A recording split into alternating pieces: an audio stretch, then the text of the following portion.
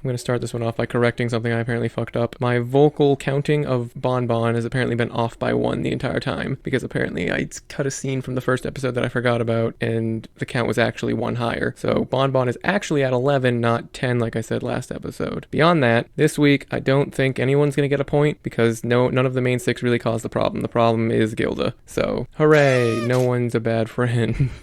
So we're actually starting this episode off with Pinkie Pie fangirling over Rainbow Dash for no reason, which is honestly kind of wholesome and cool. I kind of wish they turned this into more of like a pronounced character trait for Pinkie, where she likes to talk up about her friends and is really proud of them. It could also develop into an episode where she's not feeling so special and the other girls all show her that she is. They kind of do this in the Gummy Birthday episode, and even in some of the other special episodes, they'll be like, oh no, the town isn't the same without Pinkie, everyone's sad all the time. So they kind of do it a little bit, but I wish it was a bit more pronounced. Twilight being annoyed with Pinkie bothering her, even though she's reading in a public space in what looks like a park, which just feels kind of weird that she would choose to read out here. I know people like to read outside, but you kind of should expect this, and it's a little, you could have asked her to go away, but we don't see her do that. I don't know, a little strange. We also see that whenever Twilight isn't the focal point of the episode, that she tends to be reading a lot, which shows that she keeps up on her research, which is good to know. Rainbow is randomly dismissive towards Pinkie Pie, who's trying to get her attention, which is weird. There's no real reason for it. And apparently everyone is annoyed with Pinkie in this episode, despite her not really doing anything egregious to deserve it. It's really uncharacteristic of them, and it's never been established that Pinkie Pie is the annoying one.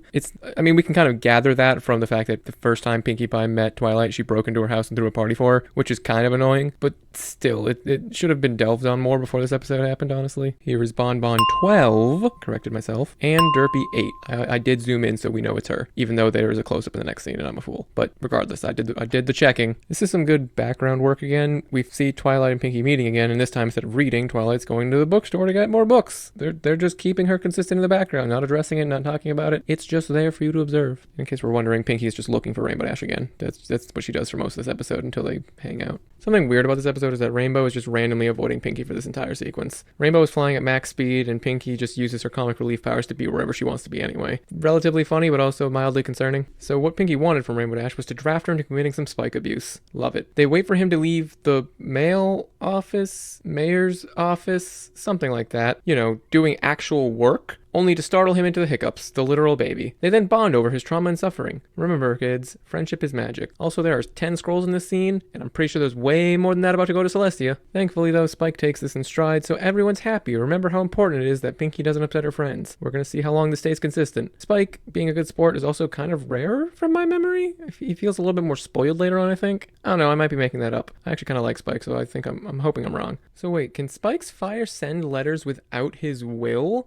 What? So is it magic or just special fire that only he has? Is this like Twilight accidentally teleporting? How doth thou magic work, Spike? Also here we see 6 scrolls. Let's see how this tracks. Thankfully, Rainbow Dash and Pinkie Pie are actually showing genuine concern for Spike because they think he almost burns himself when he hiccups because he breathes fire, which is the whole magic bullshit. Also, 9 scrolls. He burned 1. Tracks so far. It's a little weird that Celestia gets surprised at the letter, given that Twilight sends her random letters all the time. I guess maybe they usually have a standard time of day that she sends them, but it feels random. There are only 7 scrolls here, even though only 1 was burned of the 10, so there are 2 scrolls missing. So first of all, there are over 20 fucking scrolls in this drop-down, which means Spike has multiplication magic with his fire, which is concerning in and of itself. But also, Celestia never mentions this or punishes anyone for this. That goes to show she's super tolerant of mistakes. I'm gonna keep telling you to remember everything characterized about Celestia for the future, and this is another one. After Rainbow pranks Pinkie Pie in the same way they just pranked Spike, and Pinkie loving it because she enjoys the tomfoolery and pranking, Rainbow seems to stop being negative towards Pinkie and actually starts to bond with her. I never got the impression that they didn't like each other all that much before this, but I guess they haven't really been alone together before now, so I guess it's fine. It's also kind of cute to see them bond. The beginning of the budding friendship they're gonna have for goddamn 8 more seasons.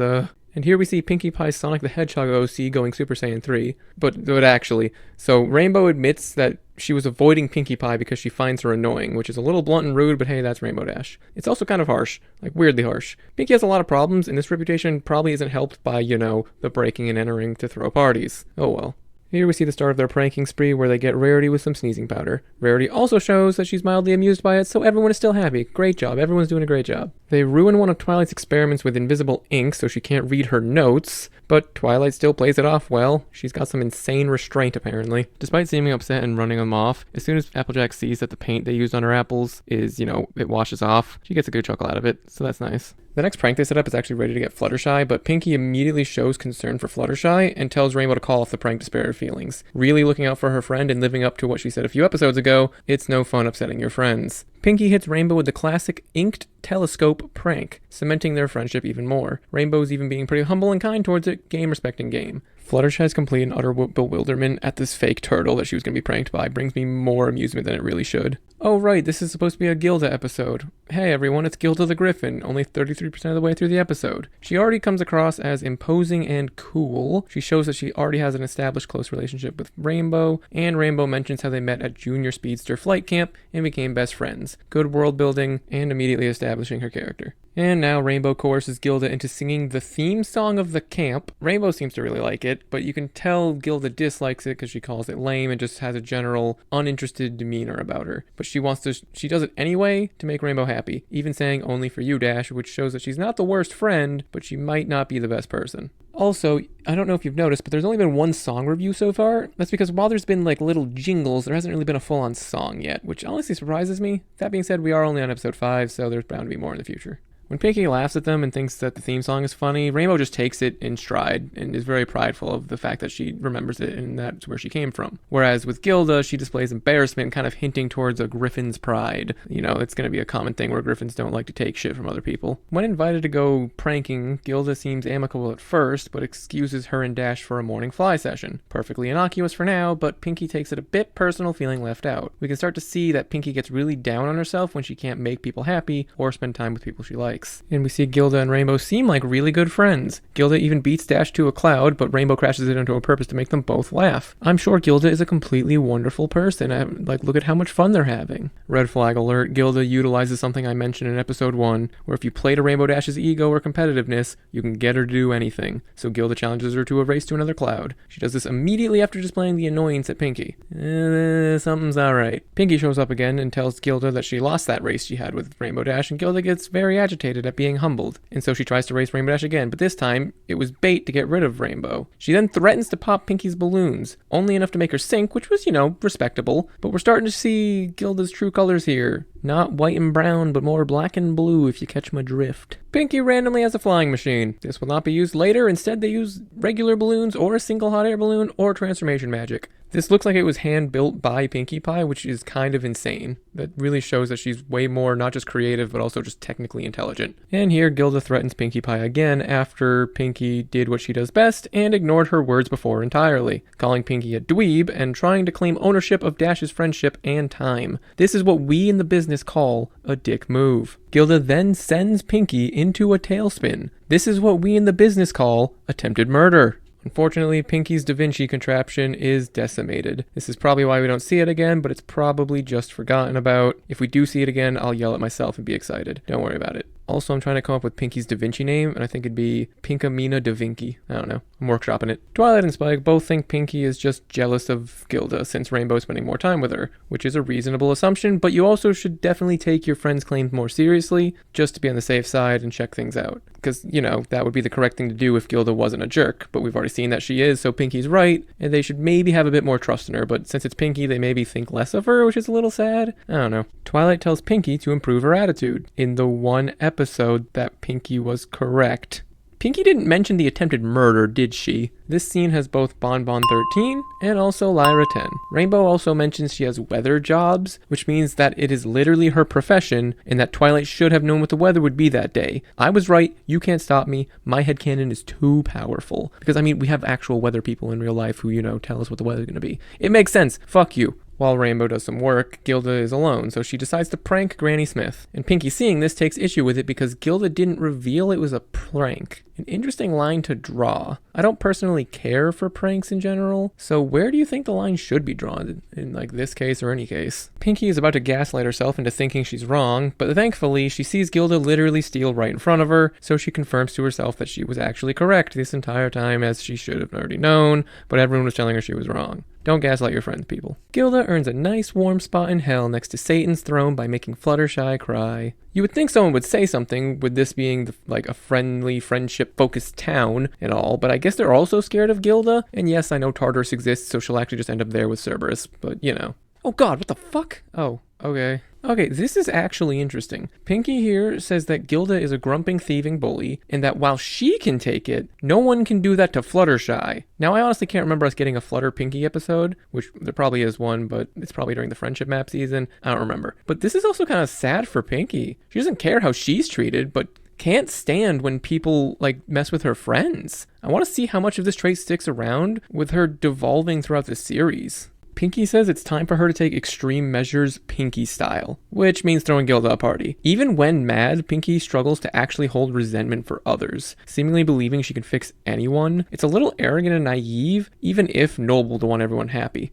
Also, Bonbon 14. Fluttershy tells Twilight that she'll talk about Gilda later, which could be seen as trauma, could be seen as courtesy, or since Fluttershy has the element of kindness, it could be seen as not wanting to color Twilight's impression of Gilda so she can come to her own conclusion. I'm gonna give her the good faith argument here and say that she's doing it out of kindness. This is the only time I remember seeing a grumpy Fluttershy. Like, she'll get mad or defensive occasionally, but straight up irritated and grumpy is fucking rare. We also learned that Fluttershy is 1 year older than Pinky because of how Pinky is babying her. Also, Fluttershy hates being talked down to, but like only in this episode, I guess. She might get more meek with strangers and more snappy with friends, but we don't see a lot of that in the future, I'm pretty sure. Gilda getting hit with the joy buzzer from Pinky is a bit weird since we learned that Rainbow set up all the pranks. I'm guessing Pinky is just going along with it, or this was revenge. Rainbow actually doesn't take credit for it and compliments Pinky on it, so I guess that was just revenge for Fluttershy. Or herself, who knows. But now that Rainbow is around, Gilda's actually pretending to find it funny, seemingly wanting to keep up her friendly appearance with Rainbow Dash. Gilda's trying to see through Pinky and attempting to call her out on the vengeance aspect, but Pinky probably genuinely believes she's throwing a nice party for Gilda, which is both wholesome and scary at her lack of awareness in situations. I mean, Gilda literally tried to kill Pinky. Like, yeah, cartoon physics, cartoon universe, whatever, but that was a fucking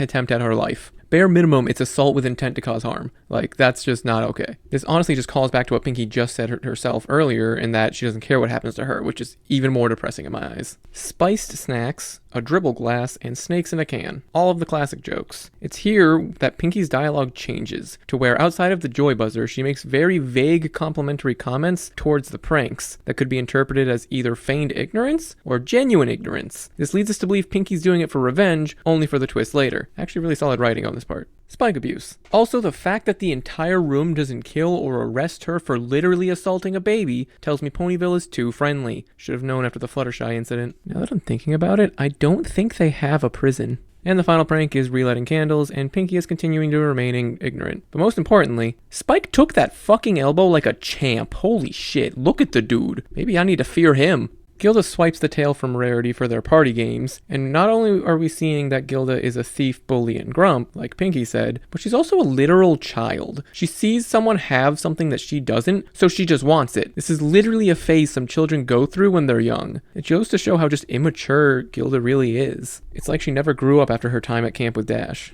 Gilda loses her cool and goes on a tirade about how Pinky is a loser for thinking she could make her loser cool. Meanwhile, Pinky looks like she's trying to hold in laughter because Gilda is literally showing everyone what Pinky already knew. Pinky knows she won here. Look at the shit-eating grin she's got. This is actually a really gross scene. Gilda actually tells Rainbow, let's bail this pathetic scene, followed by, I said we're leaving, when Rainbow doesn't follow. That is some toxic, controlling partner type shit. And it's all the evidence Rainbow needs to cut Gilda out of her life. Here is where Rainbow admits to setting up all the pranks, revealing Pinky was actually ignorant, proving that the only thing Pinky did to Gilda was give her the old joy buzzer. Rainbow calls Gilda out on calling the pranks and party lame, proclaiming herself Queen Lame-o. What a homie. Displaying that loyalty nice and proud. Rainbow saying that all the pranks weren't meant for Gilda specifically is just straight up false, because she's like, oh, you were just unlucky. But of the pranks shown, Rainbow baited her into all of them. She told her they had snacks so that she would eat the spice snack. She pointed her to the dribble cup instead of, a regular cup, and then she pointed her to the presents which had the snakes in them. The only thing she didn't do was make Gilda trip during Pin the Tail, which Gilda did to herself. So Rainbow is straight up lying to Gilda here, which is kind of fucked up. Gilda deserves it, yeah, but Rainbow doesn't know that.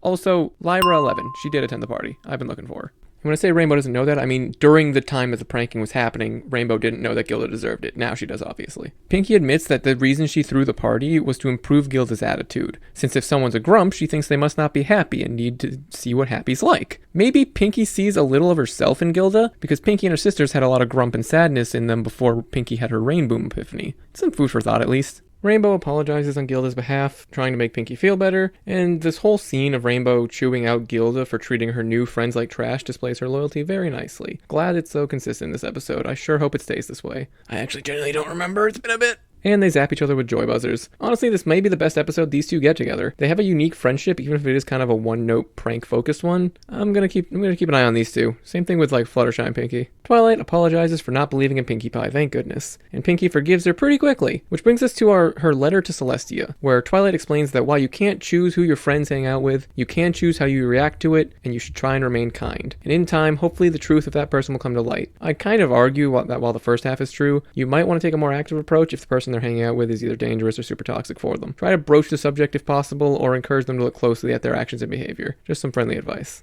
Celestia gets pranked by Twilight by being given the invisible ink, which is super adorable because she laughs and enjoys it too. Once again displaying both her understanding and playfulness. Also, Twilight being bold as to prank her like that is a little bad character, given how paranoid she seems to be about Celestia in the early seasons. Alright, so Griffon brush off. All in all, I never really liked this episode, but now that I've done the deep dive onto it, I think I like it a lot more. It definitely shows really good sides of both Pinkie and Rainbow, and there isn't really a problem caused by any of the main characters. It's more of them dealing with an external problem, and it's really interesting to see. All in all, I'd probably give it like a 6 out of 10. It's above average. It's not great, but it's not bad.